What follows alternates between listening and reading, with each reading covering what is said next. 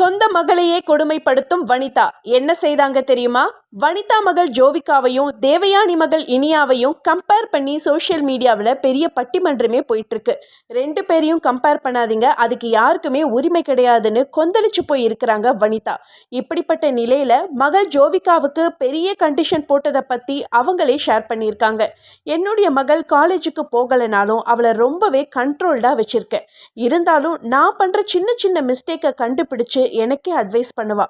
நல்ல வேளை இவளை காலேஜுக்கு அனுப்பலை அப்படின்னு எனக்கு எப்போவுமே தோணிட்டே இருக்கும்னு சிரிச்சுட்டே சொன்னாங்க. மேலும் ஜோவிகா ஒருபோதும் லவ் பண்ணவே மாட்டா, ஏன்னா காதல் தர வழி என்னன்னு என்னுடைய வாழ்க்கையிலேருந்தே அவள் தெரிஞ்சுக்கிட்டா.